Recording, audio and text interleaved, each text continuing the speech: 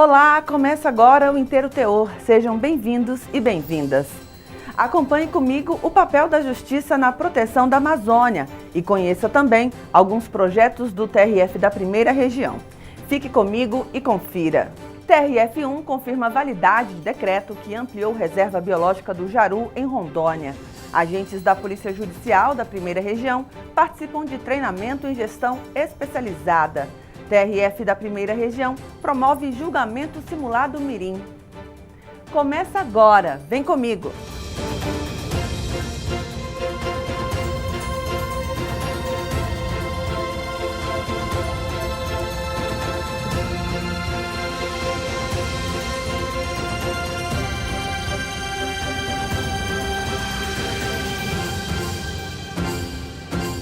De norte a sul do Brasil, a crise climática está causando sérios problemas. Enchentes no Rio Grande do Sul deixaram milhares de desabrigados, enquanto queimadas devastaram diversas regiões pela falta de chuvas.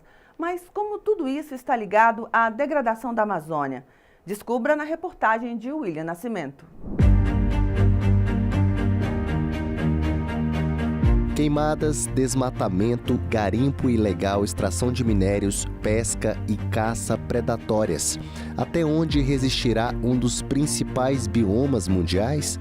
Essa situação preocupa, sobretudo, quem conhece e valoriza a importância que tem a floresta amazônica. A Amazônia ocupa uma área de aproximadamente 5 milhões de quilômetros quadrados, se estendendo por 9 países da América do Sul, sendo 60,3% dessa área apenas no Brasil. É da Amazônia o título de maior floresta tropical do mundo, sendo fundamental para o equilíbrio climático global, já que ela promove a regulação do clima, a manutenção da biodiversidade e a garantia de chuvas para boa parte da América do Sul. É na Amazônia também que está localizada a maior bacia hidrográfica do mundo, que detém 20% da água doce do planeta. A fauna amazônica também orgulha os brasileiros por abrigar espécies como o peixe-boi amazônico, o único que vive exclusivamente em água doce, além do boto cor-de-rosa e da arpia, maior espécie de águia e uma das maiores aves de rapina do mundo. Apesar de toda a relevância ecossistêmica, o desmatamento na floresta amazônica continua. Levantamento de janeiro de 2024 do Amazon mostra uma área derrubada de 79 quilômetros quadrados. No mesmo mês de 2023, chegou a 198 quilômetros quadrados.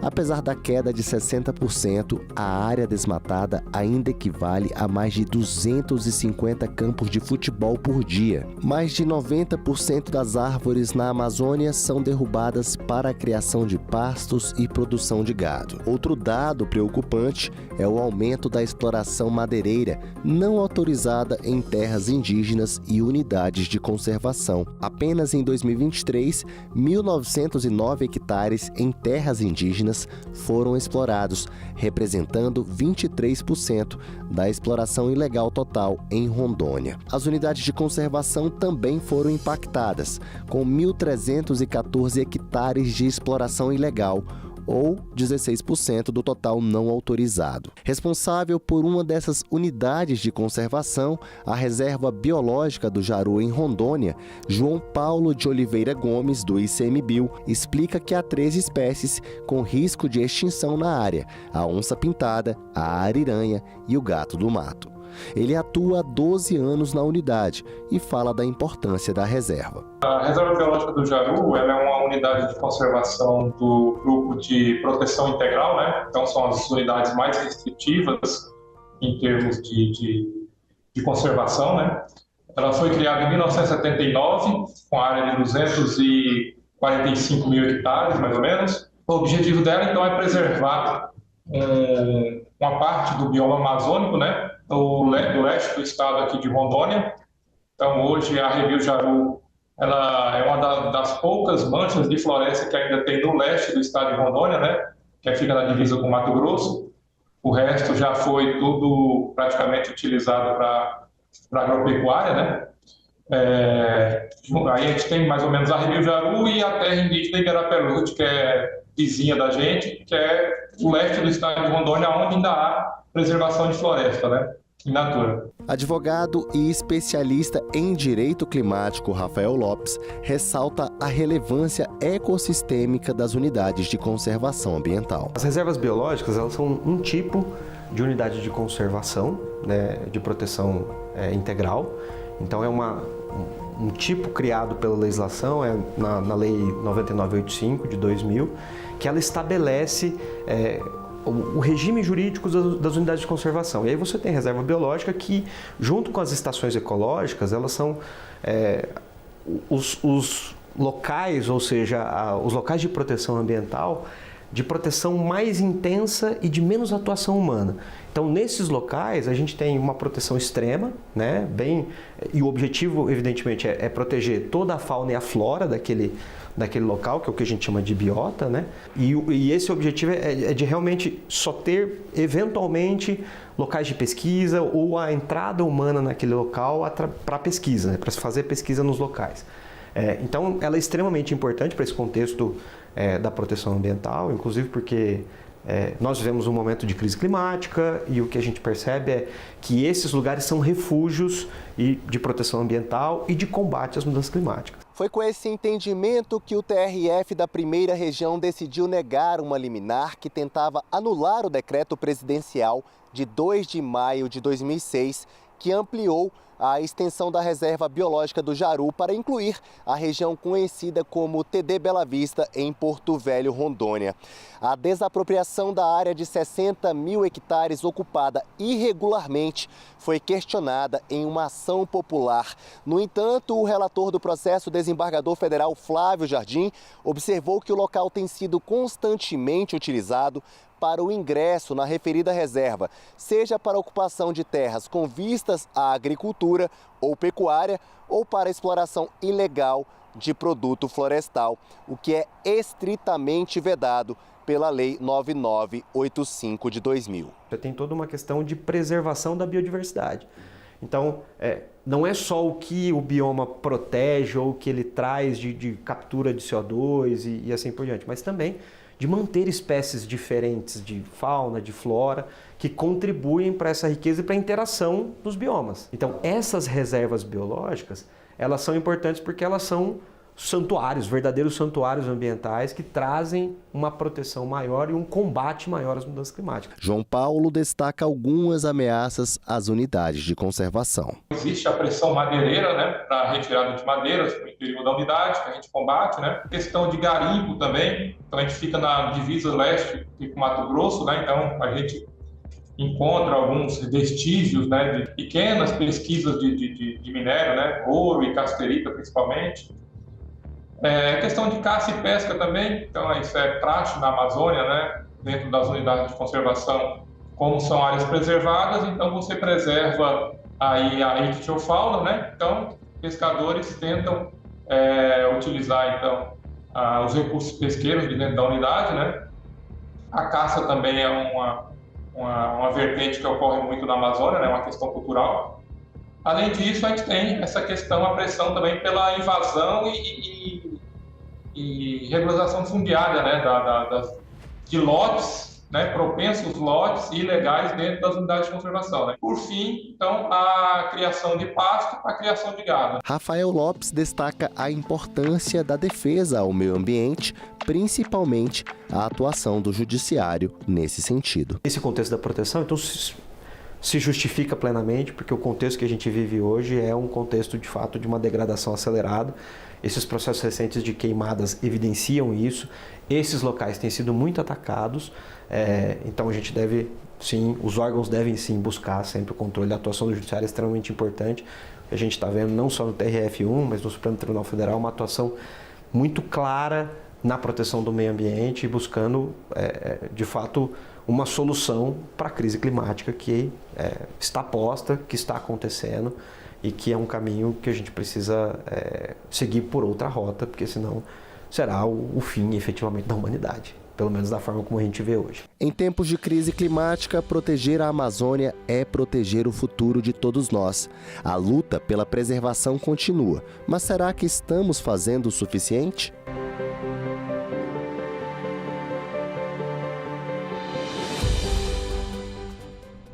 90 agentes da Polícia Judicial das 13 seções judiciárias da Primeira Região participaram de um curso de formação em gestão especializada. O objetivo é capacitar os responsáveis pela segurança dos tribunais para melhor protegerem patrimônio, usuários e autoridades judiciárias, seguindo o lema Servir e Proteger. Saiba mais detalhes na próxima reportagem.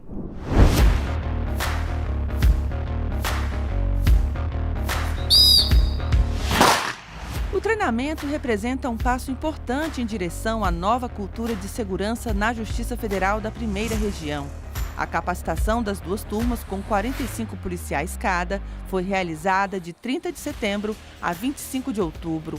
A intenção é que até o final de 2026, todo o efetivo da Primeira Região receba esse treinamento. Um marco dessa nova cultura foi a Resolução 344 de 2020 do Conselho Nacional de Justiça, o CNJ, que transformou os agentes de segurança dos tribunais em policiais judiciários.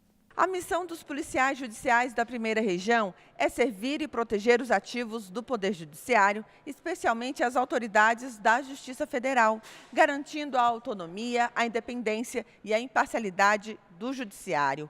O objetivo desses profissionais tem sido consolidar-se na Primeira Região como referência de polícia institucional, com base em 3 pilares: segurança, inteligência e transporte, junto ao Poder Judiciário e à sociedade. Ao longo do curso de gestão especializada da Polícia Judicial, os 90 participantes foram capacitados em temas como segurança de autoridades, inteligência e gerenciamento de risco, desconstrução de conflitos, inteligência e planejamento de missões, protocolo seguro de armamento, técnicas avançadas na área de direção, tiro, atendimento ao público, atuação em emergência médica, entre outros. O diretor da Coordenadoria de Inteligência e Segurança Institucional da Presidência do TRF1 e coordenador técnico do curso, Epifânio Passos de Albuquerque, entende que a capacitação vai impactar na atividade fim do tribunal. Não há possibilidade de se ter uma justiça independente, autônoma, sem a segurança. Portanto, a segurança é uma condição primeira para que o Poder Judiciário possa exercer o seu papel de promover a justiça, de garantir que essas autoridades eles consigam efetivamente exercer o seu grande ofício, que é a prestação jurisdicional. Então precisa dessa segurança. A importância de padronizar as atividades foi um aspecto do curso destacado pelo policial judicial e supervisor da seção de Polícia Judicial do TRF1, Sivanildo Faria. Nosso cargo, Polícia Judicial, é um cargo relativamente novo, né? Nós não temos ainda uma doutrina. Então esse curso traz para nós policiais já uma semente plantada para a criação da nossa doutrina, né? É uma forma assim de padronizar a Polícia Judicial. O policial Walker da Silva Matos, da Seção Judiciária da Bahia, um dos participantes do curso, explica como a iniciativa vai direcionar cada vez mais a atuação da Polícia Judicial. Então a gente já há muito tempo pedia um tipo de treinamento desse, para a gente saber como se comportar em loco, conhecer a realidade de cada lugar. E como o tribunal aqui em Brasília fica distante, a gente recebe as instruções normativas, mas na hora de trabalhar os procedimentos, os manuais, fica muito distante. Então é uma necessidade importantíssima, acho que é uma iniciativa plausível que era bastante aguardada por nós. Então vai ser muito importante para todas as subseções, para seções. Para garantir o desenvolvimento das atividades teóricas e práticas do treinamento, o curso foi realizado nas instalações do Conselho Nacional de Justiça, da Polícia Federal e das Forças Armadas.